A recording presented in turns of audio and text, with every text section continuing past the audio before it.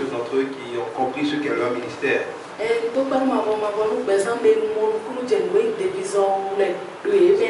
Être Un chant, ce n'est pas juste avoir des instruments ou avoir une belle voix pour chanter.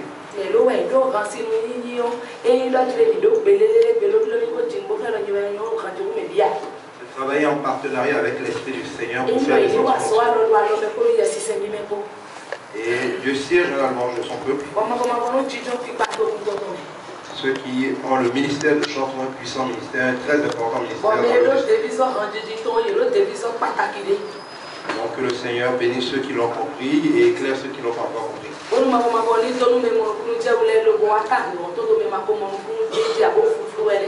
Alors je félicite les membres du club parce que depuis plusieurs semaines nous sommes en marathon d'action de grâce.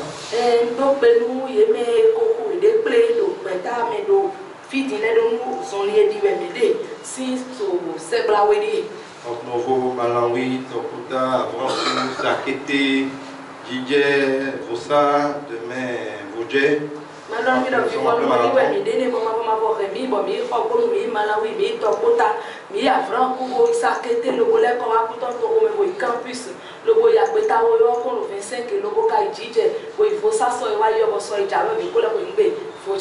Tout ça sans compter les autres conférences et tout ce qui se fait entre tout cela.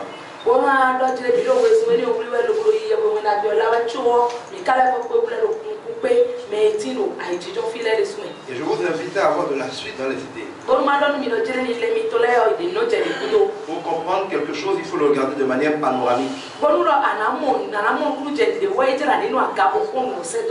Et quand le Seigneur fait des choses, il est important qu'on les comprenne pour édifier notre foi afin de mieux être préparé à le percevoir les fois à venir.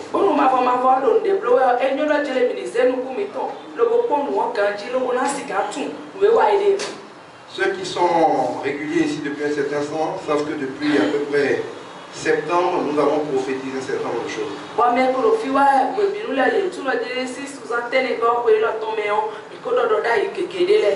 Le club existe depuis plus de 2 ans maintenant. Nous avions prophétisé à partir de septembre que les choses allaient passer à vitesse supérieure.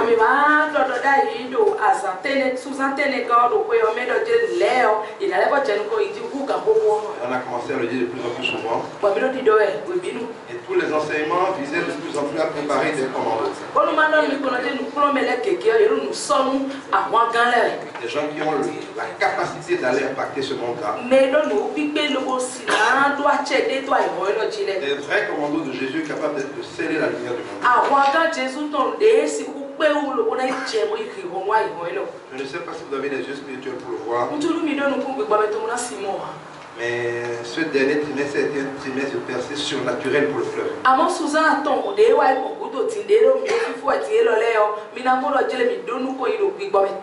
Pour le club et pour beaucoup de ses membres. Et vous pouvez être sûr que 2014 sera une année explosive. On en reparlera lors du message mardi le 31.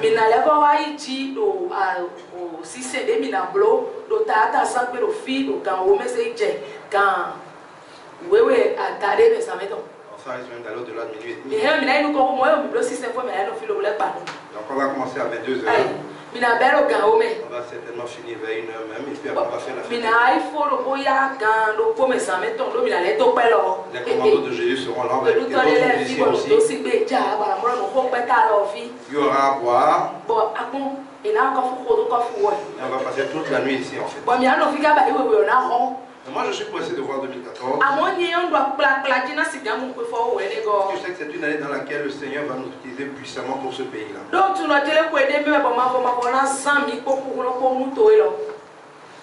J'ai la chair de pouce quand je repense à tout ce que j'ai prophétisé dans l'année. Regardez un peu la scène politique nationale. Regardez bien ce qui se passe. Et rappelez-vous que le Seigneur nous l'a dit. L'Église ne peut pas continuer d'être lâche.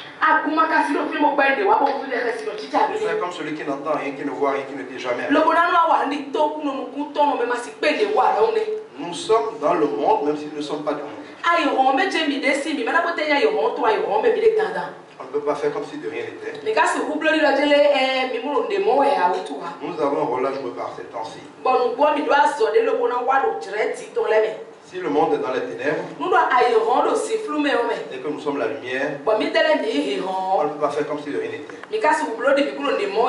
Si le monde a des problèmes et que notre Père est la solution, on ne peut pas faire comme si de rien n'était. Si les gens sont perdus, que notre Maître est le chemin, nous ne pouvons pas faire comme si de rien n'était. Si les gens se sont tellement fait mentir qu'ils ne croient plus en rien, alors que nous avons la vérité, nous ne pouvons pas faire comme si de rien n'était. Nous ne pouvons pas faire comme eux non plus. Je pense que personne ne peut connaître le Seigneur, ne peut vouloir obéir au Seigneur et s'en foutre de son pays. Dieu nous appelle à nous intéresser à nos pays, à prier pour nos pays. Même quand les Juifs étaient en captivité en Égypte, Dieu leur a ordonné de prier pour l'Égypte. Ils sont esclaves chez quelqu'un. Ils sont esclaves chez quelqu'un. Et Dieu leur demande de prier pour la personne. Pour qu'il y ait la paix. Parce que où que vous soyez, si l'endroit n'est pas en paix, vous ne pouvez pas adorer le Seigneur. Vous ne pouvez pas louer le Seigneur. Vous devez tout le temps prier pour votre pays. Et vous devez faire tout ce que vous pouvez pour ce pays. Par les temps qui courent, je voudrais de ceux qui aident les chrétiens à ne pas faire comme nous avons fait jusque-là. Parce que dans cette situation-là, les chrétiens peuvent tendre dans plusieurs mauvais extrêmes. Le premier mauvais extrême, c'est de faire de la politique comme tous les politiciens. Vous savez que je suis bien placé pour vous dire qu'il n'y a rien dedans. Vous ne pouvez rien changer comme ça. Et c'est le règne du péché de Satan. Militer pour militer, faire de l'opposition, faire de la fraude.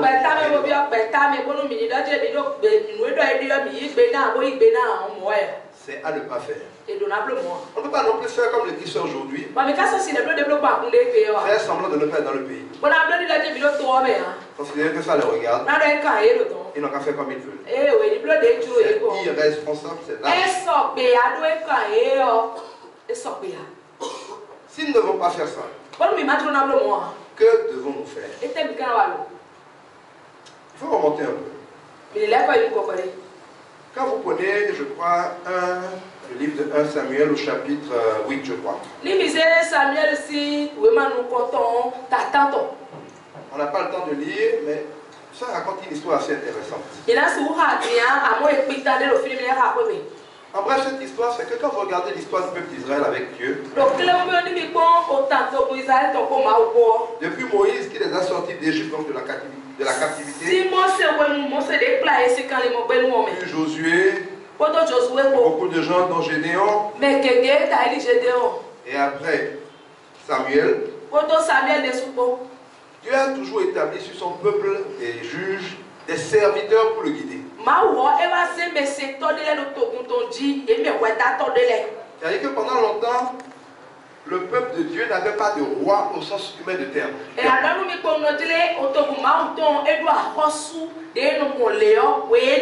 avait juste des hommes de Dieu, connaissant Dieu, sachant écouter Dieu, sachant prophétiser, que Dieu utilisait pour guider son peuple et pour le délivrer de la main de ses ennemis. Et cela s'est très très bien passé. Comme Moïse, comme Josué, tous ces gens-là ont réussi ce que Dieu leur avait demandé. Ils ont délivré le peuple de la captivité et ont très bien géré le peuple.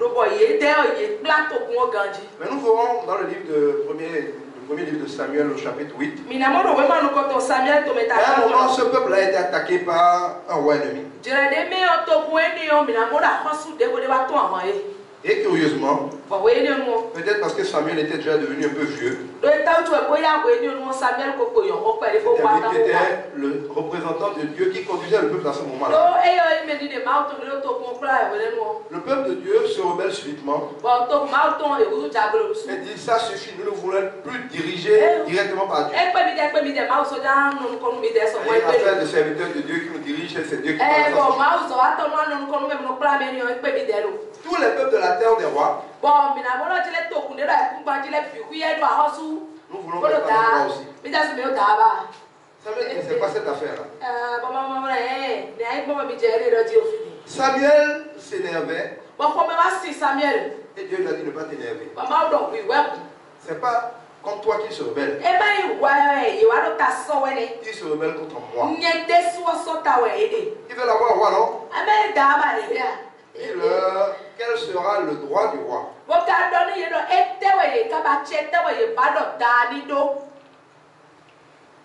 Quel sera le droit de ce roi-là? Je vais essayer de retrouver, je vais vous lire un peu les droits de ce roi-là.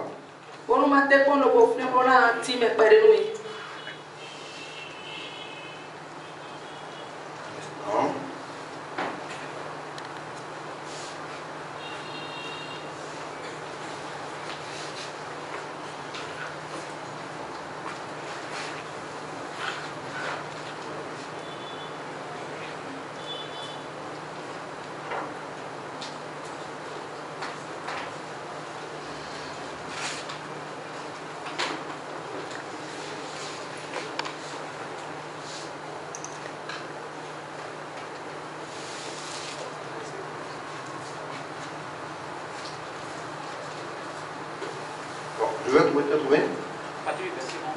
Parfait. À partir du 10, ça dépend des versions.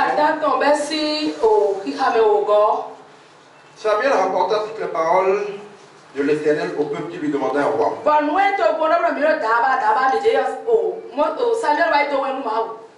Non, cette fois-ci, après que Dieu lui a parlé, maintenant il transmet la réponse de Dieu au peuple. Voici quel sera le droit du roi qui régnera sur vous.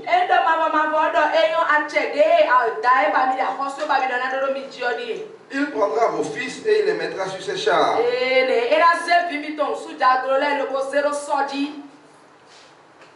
Il s'en fera des chefs de 1000 et des chefs de 50. Et il les emploiera à labourer ses terres, à récolter ses moissons.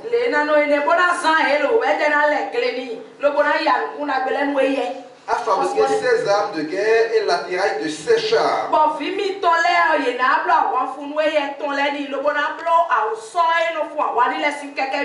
Il prendra vos filles pour en faire des parfumeuses, des cuisinières et des boulangères. Il prendra la meilleure partie de vos champs, de vos vies et de vos oliviers. Et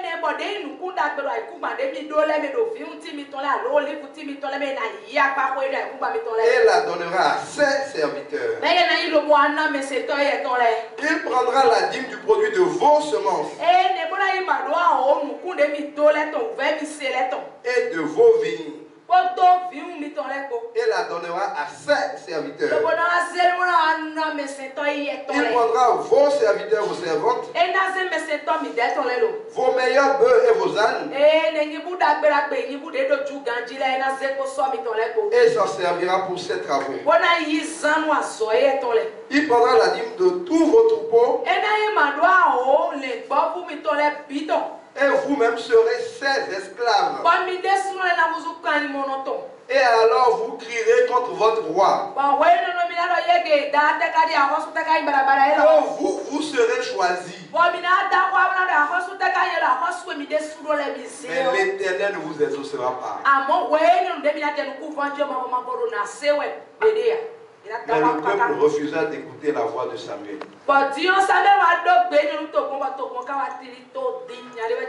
Non, dit-il, il y aura un roi sur nous. Et nous aussi, nous serons comme toutes les nations. Notre roi nous jugera. Et il marchera à notre tête, il conduira nos guerres. Samuel, après avoir entendu toutes les paroles du peuple, les redit aux oreilles de l'Éternel. Et l'Éternel dit à Samuel, écoute leur roi et établis un roi sur eux. Arrêtons-nous là. L'histoire est longue, je vous conseille de lire le premier livre de Samuel. Qu'est-ce que ça veut dire? Avec votre démocratie, on appelle démocratie, le pouvoir du peuple par le peuple. Les hommes se choisissent des rois. Ils estiment qu'ils ont la capacité d'avoir un roi humain qui va se substituer à l'autorité de Dieu et qui, parce que choisi par la majorité, va faire leur bonheur. Ce choix-là est toujours un choix de rébellion.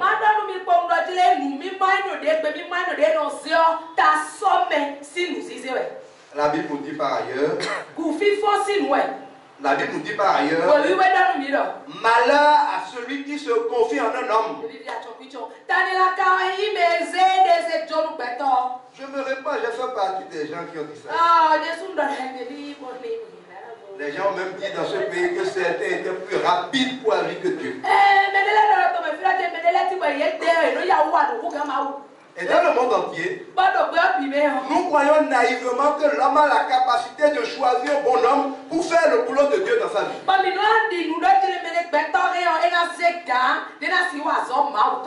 que la prospérité n'est pas affaire de stratégie, c'est une bénédiction. La paix n'est pas affaire de gestion, c'est une bénédiction. Quand je regarde bien, toutes les choses que les hommes attendent d'un chef d'État relèvent des prérogatives de Dieu. Ils font la comédie de prêter serment sur la Bible pour blaguer un peu Dieu. Mais la réalité, c'est que le système démocratique est une rébellion contre l'autorité de Dieu.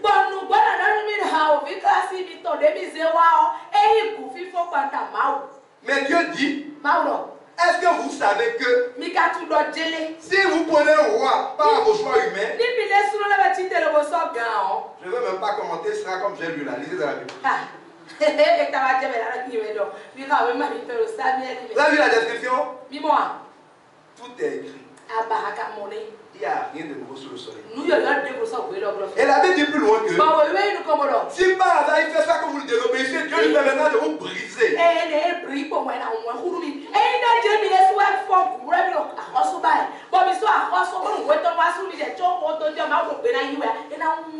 Ils ont dit nous voulons quand même notre roi. Dieu dit qu'il vous en soit fait selon votre volonté. C'est dans la volonté, nous sommes là. Dieu seul peut faire le bonheur. Et en réalité, ce qui nous arrive n'est pas que la faute des rois. C'est la faute de chacun de nous qui avons décidé de faire des rois des idoles.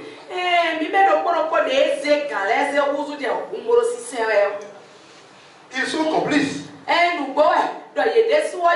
Mais c'est nous qui les adorons. Ils sont les idoles, nous sommes les idolâtres. Mais quand Dieu est jaloux de sa gloire, regardez en Égypte. Ce que beaucoup de gens ne savent pas, c'est que les gifles qui ont frappé l'Égypte sont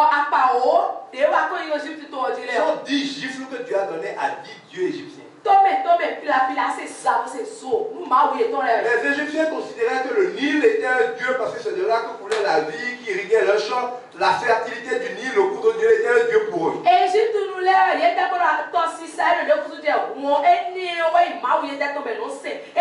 attrapé le livre en le transformant en sang. Les Égyptiens adorent le Dieu soleil. Noël était initialement la fête du Dieu soleil.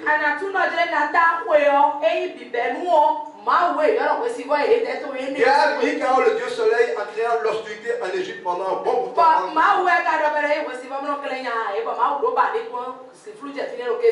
Les Égyptiens considèrent que Pharaon est un dieu et que le fils aîné de Pharaon est un dieu.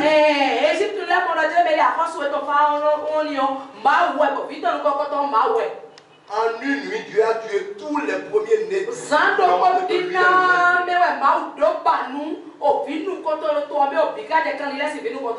Sachez que chaque fois que dans votre vie vous allez mettre quelque chose à la place de Dieu, Dieu va frapper, briser la chose pour montrer qu'il y a. Car si la chose vous apporte ce que vous attendez,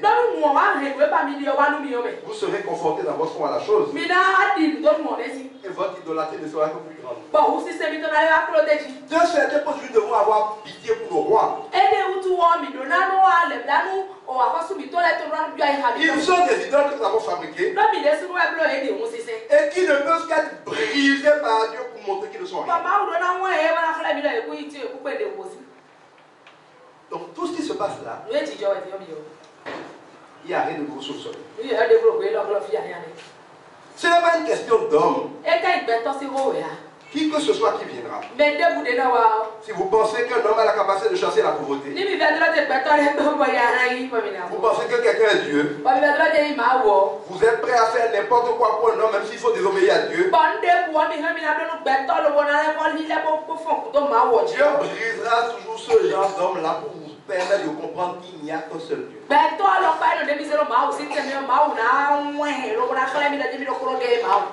Mais l'une des grands signes de maturité chez un chrétien, c'est l'obéissance à la parole de Dieu.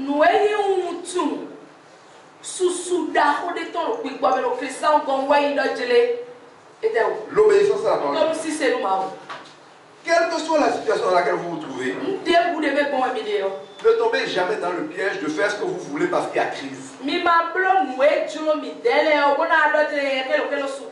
dans la crise qu'il est plus important d'obéir. Si tu es dans un couple et que tout va mal, même quand tu as raison, surtout quand tu as raison, obéis rigoureusement à Dieu. Obéis rigoureusement à Dieu. Faites tout ce que Dieu a dit comme il a dit. N'essaie pas d'aider Dieu en violant quelques lois. Fais comme Dieu a dit. C'est comme ça que Dieu va intervenir après. Vous avez vu, parce que l'histoire de Saül disait là, c'est quoi? Quand ils ont exigé un roi, Dieu leur a choisi un roi ou les a aidés à choisir un roi. Ils ont fait un tirage au sort. Ils ont pris le gars le plus grand, le plus fort, le plus beau. Il s'appelait Saül. Dieu dit consacrer le roi. Dieu l'a consacré le roi. Ça n'a pas mis longtemps. Il a commencé à désobéir à Dieu. Dieu dit va à la guerre, tue tout le monde, tue tous les animaux. Il va lui demander pourquoi. Il dit que pourquoi ce généraux ne se fâche pas, il a posé ça comme ça. C'est-à-dire la vie des militaires était plus importante que le conseil. Régulièrement comme ça, il a désobéi à Dieu. Et quand il désobéit à Dieu, on lui dit que Dieu est fâché. Il ne s'occupe pas de Dieu. Il s'occupe encore de son image. Il dit au prophète, bon, même si tu vas pas, il ne faut pas partir devant le public, sinon ça va venir. C'est son honneur là seulement qui compte pour lui.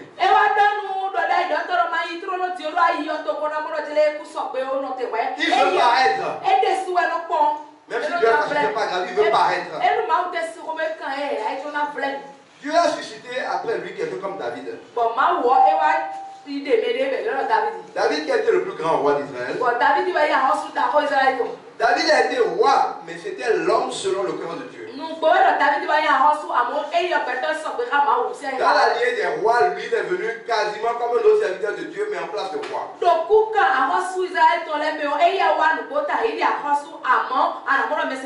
Et sous lui, le pays a prospéré. David n'a pas perdu une seule bataille pendant tout son règne. Alors que David était un collaborateur de Saül, lui faisait du bien.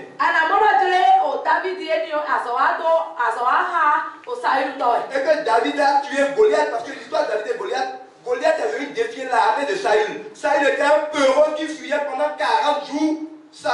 Goliath s'est moqué de Saül et de toute l'armée qui n'ont pas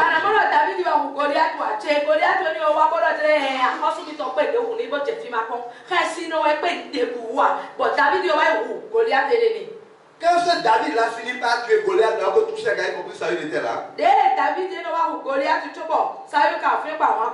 que le peuple a commencé à applaudir David et à chanter le louange de David. Ce Saül-là, qui était déjà roi, se remet encore à jalouser, à être complexé par le succès de David.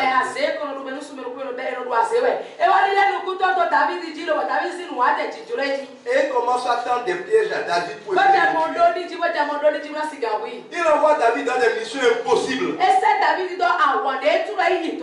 va aller chercher 100 prépuces de Philistins. Et comme si on envoie un soldat béninois dit, va me ramener la tête de 10 dièses américains. Non, pas dit 100.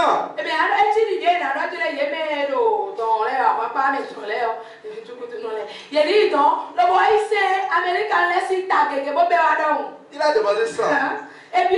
David lui a ramené 200.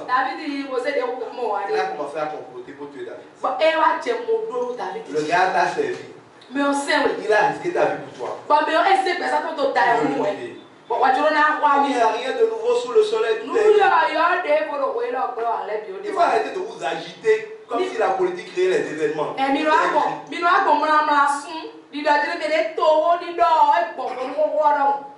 Il a commencé à poursuivre David. David l'a suivi. Parce que David voulait obéir à la parole de Dieu. Il y a plusieurs endroits où vous devez respecter les autorités. La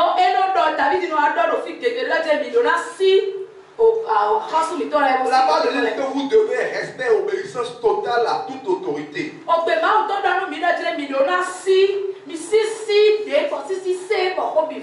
toute autorité vient de Dieu.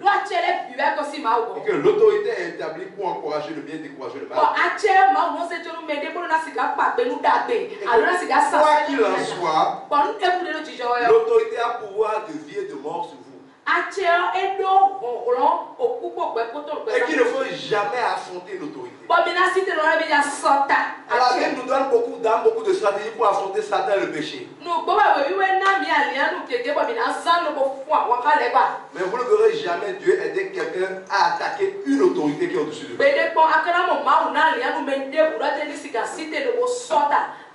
Dans le monde entier, vous pouvez être milliardaire n'importe quoi. Quand vous attaquez une autorité, presque toujours il vous brise. Vous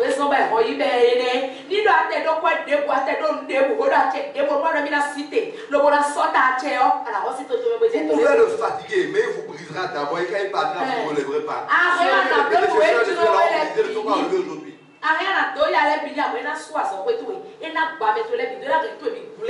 Tu as donné le pouvoir de vie et de mort au roi. Et David sait que selon la parole de Dieu, il ne doit pas toucher loin de l'Éternel. Alors que David avait été au moins roi, Saül le poursuivait pour le tuer. Mais David a refusé de s'attaquer à lui. Mieux, 2 fois. Je ne sais pas si c'est Dieu ou si c'est Satan, a livré Saül entre les mains de David.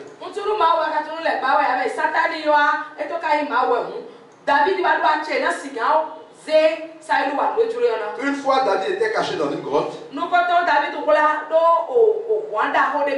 En fuyant, en cherchant David avec ses soldats, Saül s'est arrêté devant la grotte sans savoir que David est dedans. Et il est rentré dans la grotte tout seul pour faire pipi.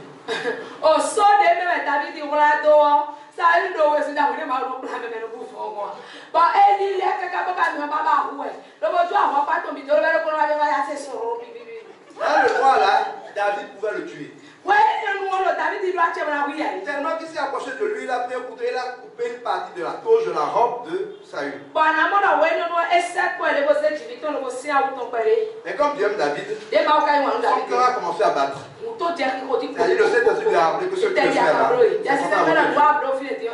c'est pour la bataille. C'est Dieu qui te l'a donné. Il dit non, je ne toucherai pas l'homme d'éternel.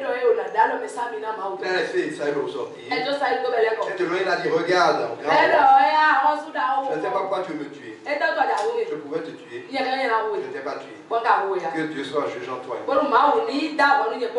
Saül est parti. Ça ne lui a pas suffi, hein? Il a continué à poursuivre David. Une autre fois, avec ses généraux, ils ont campé quelque part, ils dormaient tous. David s'est approché du roi qui dormait autour de ses généraux qui dormaient aussi. Il a levé l'épée de la poche du roi. Il a pris sa goude et il s'est éloigné. Avant de crier. Quand il a crié Saül, les généraux étaient sur le coup, dit qui veut perturber le roi? Il dit qui veut perturber le roi? Je suis venu, je pourrais vous tuer, toujours pas dit qui veut perturber le roi. Saül, ça fait 2 fois que j'aurais pu te tuer. Je ne sais pas pourquoi tu me poursuis. Et que Dieu soit témoin de toi et moi. Quand vous faites du bien à votre adversaire, il y a des charbons ardents sur sa tête.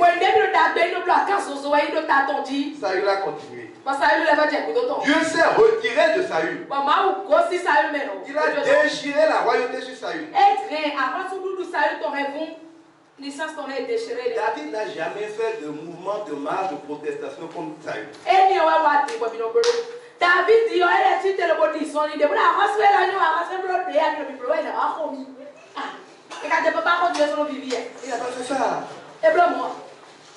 Il fuyait simplement, priant pour que Dieu lui rende justice. Mais il était tranquille. Quand lors d'une bataille, Dieu a permis que les adversaires massacrent Saül.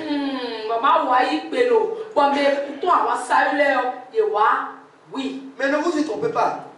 Jusqu'à la mort, Saül a été orgueilleux. Quand l'adversaire l'a fléché, on ne pensait à comment survivre. Ou s'il croit que la mort est déjà là, comment se réconcilier avec Dieu? Même jusqu'à la mort, il ne pensait qu'à son image. Il demande à son serviteur, tue-moi rapidement avec ton épée afin que les ennemis ne me voient pas en train de mourir.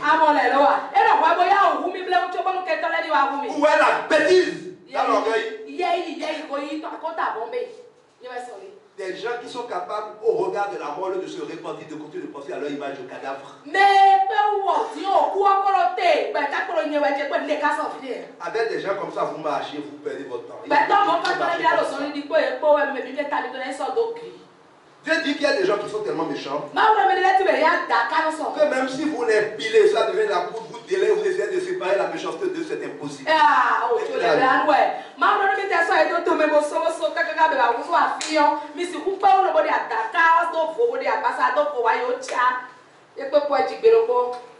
David n'a pas combattu Saül. Mais Dieu qui donne la royauté a repris la royauté. Et comme c'était nécessaire, la vie à Saül. Quand vous êtes en crise, et vous pensez qu'une partie ne respecte pas la parole de Dieu, ce n'est pas le moment de faire comme lui. C'est le moment de respecter la parole de Dieu. Elle dit qu'on n'attaque pas une autorité. Vous n'attaquez pas une autorité. Elle dit qu'il faut prier pour le pays. Vous priez pour le pays. Elle dit qu'il faut prier pour les autorités. Afin que Dieu dispose favorablement leur cœur. Donc s'ils ne veulent pas dans leur cœur à Dieu, où est votre problème? Vous croyez que Dieu a besoin d'un homme pour finir avec un chef? Quelqu'un chassé, il y a demande du pouvoir. Quelqu'un chassé, beaucoup du pouvoir. Il faut les hommes pour gagner les élections, mais il faut Dieu pour vivre.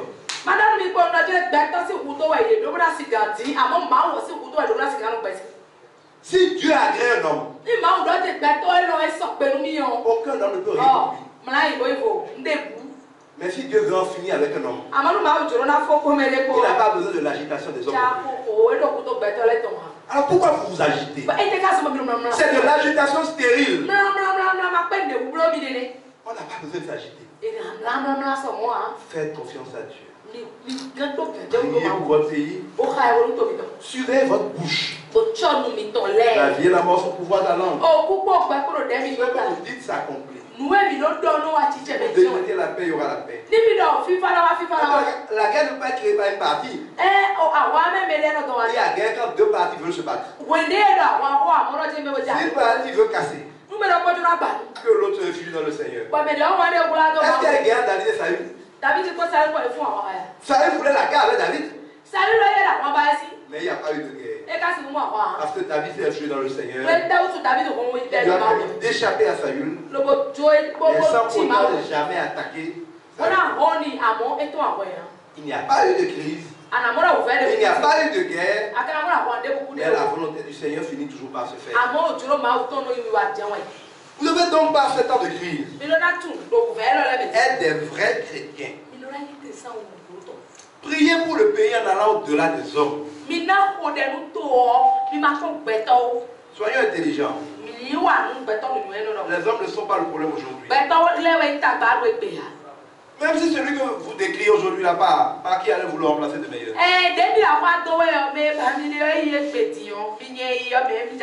Je ne dis pas qu'il ne faut pas qu'on change quoi que ce soit. Mais je dis que les mêmes causes produisent les mêmes effets. Si c'est pour faire la même démocratie, vous allez où?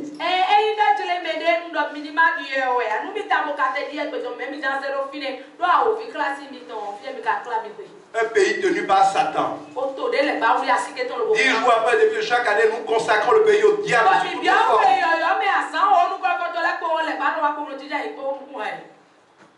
Il n'y a que Dieu qui peut diriger un pays comme le Bénin. Le chrétien ne doit pas faire des combats inutiles. Pas des combats stériles. Je méditais sur le sujet ce matin quand Dieu m'a fait tomber sur Ephésiens 6. Et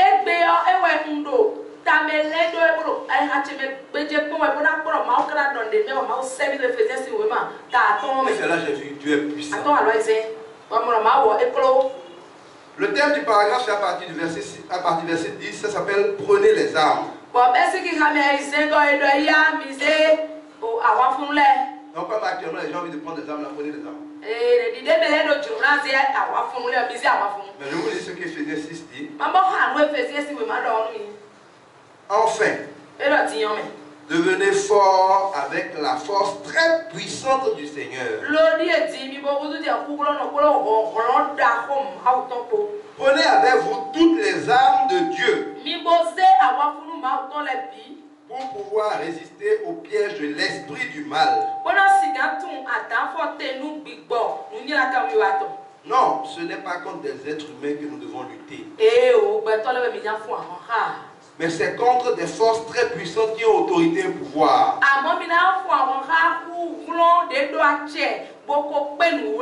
Nous devons lutter contre les puissances qui dirigent le monde de la nuit. Contre les esprits mauvais qui habitent entre le ciel et la terre. C'est pourquoi prenez toutes les armes de Dieu. Ainsi, dans les mauvais jours, vous pourrez résister. Et après avoir bien lutté, vous resterez debout. Alors, debout. Prenez la vérité comme ceinture. Mettez la justice comme cuirasse. Prenez comme sandale l'ardeur pour annoncer la bonne nouvelle de la paix. Prenez comme sandale l'ardeur pour annoncer la bonne nouvelle de la paix.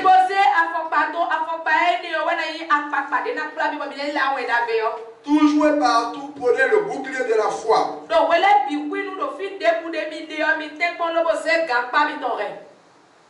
Celui de la foi. Avec lui, vous pourrez éteindre les flèches brûlantes de l'esprit du mal. Recevez aussi le casque du salut et l'épée du Saint-Esprit. c'est-à-dire la parole de Dieu. Priez sans cesse. Faites toutes vos prières, vos demandes par l'Esprit Saint.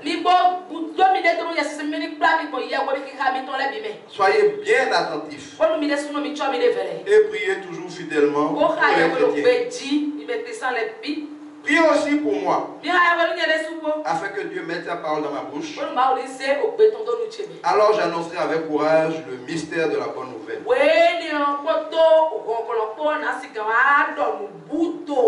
Je suis le porte-parole de la bonne nouvelle. Et pour elle, je suis attaché avec des chaînes. Priez pour que je parle avec courage, comme je dois le faire. Je crois que c'est Paul qui dit ça dans Éphésiens au chapitre 6, du verset 10. Je vais faire de ça des prospectus que je vais distribuer à 200 000 exemplaires au Bénin.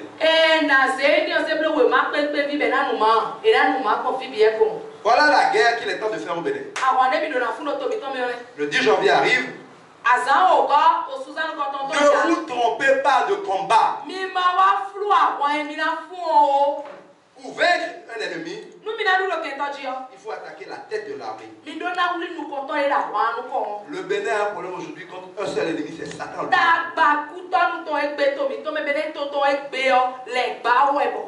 Ça ne sert à rien de tuer quelques soldats d'une armée. Quelques colonels, ce n'est pas utile. Vous devez affronter les autorités, les princes et ténèbres de ce monde qui manipulent les gens. Vous pouvez le faire d'abord avec votre cuirasse de justice. Est-ce que vous-même vous êtes justifié? Si vous n'êtes pas des nouveaux, le Seigneur n'est pas en vous. Vous n'êtes pas compétent pour faire une guerre. La cuirasse dans la guerre, c'est ça qui protège le clair de votre corps.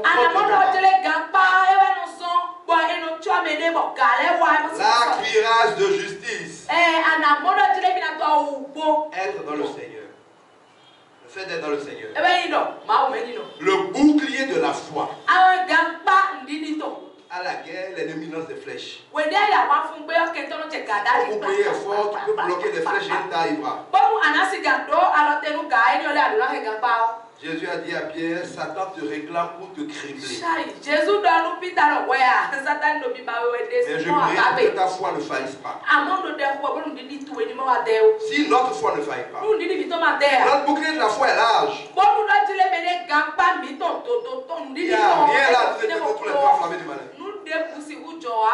Jésus n'a pas dit je prierai pour qu'il ne t'attaque pas. Il a dit je vais te faire fuir. Il a dit je vais te protéger. Je prierai pour que ta foi ne faille pas. Si notre foi ne tremble pas, c'est très enflammé, c'est du vent. La ceinture de la vérité. Je dis souvent aux gens que si tu es seul dans ta chambre, tu n'as pas porté ceinture, c'est pas grave. Mais si le soir tu commences à courir sans ceinture, ton pantalon, tu n'as pas prévu. Et tu vas te retrouver nu. Quand il y a la criminalité, quand ça tangue, c'est le moment de connaître la vérité. Je ne dis pas de connaître la réalité. La vérité, c'est ce que Dieu a dit. C'est ce qui est écrit. Si quelqu'un ne connaît pas la vérité, par exemple, les gens s'agitent. Parce qu'ils ne savent pas ce qui est écrit. Celui qui sait ce qui est écrit là, ne peut pas s'agiter de ce qui se passe. Vous devez connaître la vérité. Et bien l'attacher. Vous pourrez alors courir, combattre, sans jamais être nu. Tandis que les autres se retrouvent total nus parce qu'ils n'ont pas la ceinture. Vous avez dit que le mensonge prend les ascenseurs, mais la vérité prend l'escalier. Arrivé au sommet, celui qui n'a que le mensonge est souvent nu. La vérité plus que jamais. Nul n'est censé ignorer la parole de Dieu. Un chrétien ne peut pas prendre des armes sans la parole. La parole, la ceinture de vérité. La parole, la épée du Saint-Esprit. Et nous avons l'autorité de commander autant de commandos sur nous. Les gens comme Gédéon ont bloqué le soleil. Des gens ordonnent le soleil. On arrête le temps. Dieu a dit que s'il agrée les voix d'un homme, Même le cœur de ses ennemis. Pourquoi des gens qui ont la parole peuvent trembler, s'agiter humainement? Vous n'avez pas vu en tant que chrétien? Ne vous inquiétez de rien. Mais en toutes circonstances, adressez vos prières avec des actions grâce à Dieu. Point final. Pas d'agitation. Il dit dans Isaïe 30, vous allez faire des alliances avec le monde. C'est la peine. C'est dans le calme et la tranquillité. C'est dans la sérénité. Il dit même dans le repos et la confiance en Dieu que se trouve votre force, que se trouve votre salut. Ce n'est pas le moment de s'agiter, c'est le moment de se calmer, de faire confiance à Dieu, d'obéir à Dieu plus que jamais. L'épée de la parole, vous devez la voir. Qu'elle ne s'éloigne pas de votre bouche et que vous mettez en application tout ce qui est écrit. Ce qui suppose que vous la méditez jour et nuit. Le casque du salut. Vous avez vu que les gens portent les casques, ils croient même que c'est des anti-morts. Ils n'entendent plus rien. Et ils croient qu'ils sont plus sur la terre. Quand tu as mis un casque, tu es protégé de tous les bruits pollueurs. Et comme le casque protège la tête, tu as protégé sa tête. La tête, c'est la pensée aussi. Quand tu connais la vérité, tu sais que tu es sauvé. Parce que ni la mort, ni les hommes, ni les principautés, ni les dominations, rien ne peut te séparer de l'amour de Dieu. Tu sais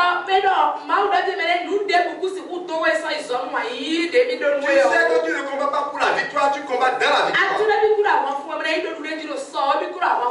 Quand tu as le casque du salut, les gens peuvent s'agiter, parler, ça ne te dit rien. Portez le casque du salut pour aller à la paix. Portez comme chaussure le zèle d'annoncer la bonne nouvelle. Vous n'avez pas vu que j'ai mis le tubo? Ne vous fâchez pas, moi je suis content de ce qui se passe dans le pays actuellement. Pourquoi je suis content? Des gens résisteront. Mais dans tous ces milieux, Dieu va prendre une masse critique. Plus sombre est la nuit. Proche est le jour. Ne vous laissez pas embarquer dans la diversion. Chaque fois que Dieu a une grande destinée à confier à quelqu'un, Satan l'intercepte et le propose de croyant de la destinée. Avant que Jésus ne commence son ministère, il devait souffrir, mourir pour nous sauver. Satan avait demandé de se jeter pour mourir, pour de l'adorer, pour être élevé. Des faux combats. Ne tombez pas dans le piège des faux combats. Dieu nous a dit, quand nous prenons les armes du Seigneur, nous résistons, nous combattons, et nous tenons encore debout. Les affaires se lèvent le même jour, on est tous partis à l'hôpital. Ça, c'est pas un combat de Dieu. C'est de l'agitation. Si vous connaissez des gens qui veulent commencer à s'agiter, demandez-leur de se calmer. Dites-leur, vous voulez faire quoi? Si Dieu est contre un homme, il n'a pas besoin de vous pour en finir. Et si Dieu est pour un homme, il veut vous faire tuer parce que vous donc laissez tomber les agitations. Répondez-vous vous-même. Nous sommes tous coupables. Répondons-nous. Et donnons la main de l'Éternel pour l'avenir. Et Dieu n'a pas besoin forcément de super présidents pour faire un super pays. Vous êtes tous des autorités. Tous des ministres de Dieu. Tous des souverains sacrificateurs. Vous êtes établis pour être des rois de votre environnement. Dans votre maison, vous êtes le chef. Dans votre travail, vous êtes le chef. Vous êtes la tête et non la queue. Vous avez tout pouvoir pour faire le bonheur. Chacun en fait le concerne. Et les portes du séjour des morts ne pourront jamais contre la paix. Préparez-vous. Attachez les ceintures. Fuyez la diversion. Et aidez tout ce que vous connaissez à éviter l'agitation. Satan veut créer le désordre parce qu'il voit ce que Dieu lui réserve dans quelques mois. Ne tombez pas dans la diversion. Restez concentrés. Priez beaucoup. Si vous priez en langue, priez plus en langue. Consultez la parole de abandonnez vos seigneurs parce que le combat va être merveilleux en 2014. Que Dieu vous bénisse. Et j'ai hâte de voir 2014 pour le combat qui nous attend.